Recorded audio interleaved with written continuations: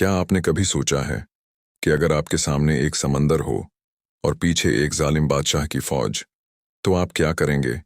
یہی صورتحال تھی حضرت موسی علیہ السلام اور بنی اسرائیل کی۔ حضرت موسی علیہ السلام کو اللہ نے حکم دیا کہ وہ بنی اسرائیل کو لے کر مصر سے نکل جائیں، کیونکہ فرعون ان پر ظلم کرتا تھا، انہیں غلام بنا رکھا تھا۔ چنانچہ ایک رات حضرت موسی علیہ السلام بنی اسرائیل کو لے کر نکل پڑے۔ وہ خاموشی سے سفر کر رہے تھے تاکہ فرعون کو خبر نہ ہو، لیکن جب صبح ہوئی تو فرعون کو معلوم ہو گیا۔ وہ غصے سے بھر گیا اور فوراً اپنی طاقتور فوج کو لے کر ان کے پیچھے نکل پڑا۔ اب ایک طرف حضرت موسی علیہ السلام اور بنی اسرائیل، اور دوسری طرف فرعون کی فوج۔ کچھ ہی دیر میں وہ سمندر کے کنارے پہنچ گئے۔ آگے سمندر تھا اور پیچھے دشمن کی فوج۔ لوگوں کے دل میں خوف پیدا ہو گیا۔ وہ کہنے لگے، ہم تو اب پکڑے جائیں گے۔ لیکن حضرت موسی علیہ السلام نے پورے یقین کے ساتھ فرمایا، ہرگز نہیں، میرا رب میرے ساتھ ہے، وہ مجھے راستہ دکھائے گا۔ یہ وہ یقین تھا جو ہر مشکل کو آسان بنا دیتا ہے۔ اسی وقت اللہ تعالی کی طرف سے حکم آیا، اے موسی، اپنی لاٹھی سمندر پر مارو۔ حضرت موسی علیہ السلام نے فوراً حکم کی تعمیل کی۔ جیسے ہی انہوں نے لاٹھی سمندر پر ماری، ایک ایسا منظر سامنے آیا جو انسان کی عقل سے باہر ہے۔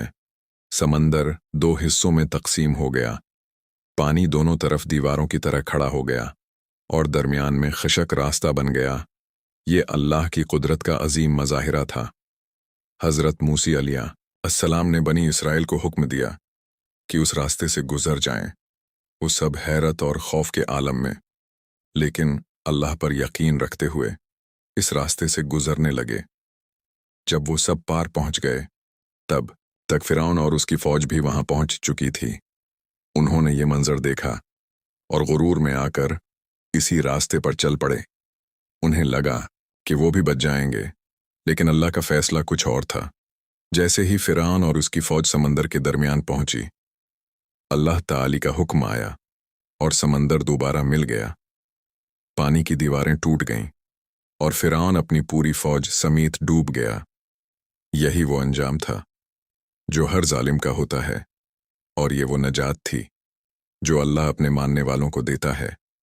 اس واقعے میں ہمارے لیے بہت بڑا سبق ہے کہ جب انسان اللہ پر مکمل یقین رکھتا ہے تو ناممکن راستے بھی کھل جاتے ہیں۔ جب ہر طرف سے راستے بند ہو جائیں، تب بھی اللہ کے دروازے کھلے ہوتے ہیں۔ لہٰذا ہمیں بھی چاہیے کہ ہم ہر مشکل میں اللہ پر بھروسہ رکھیں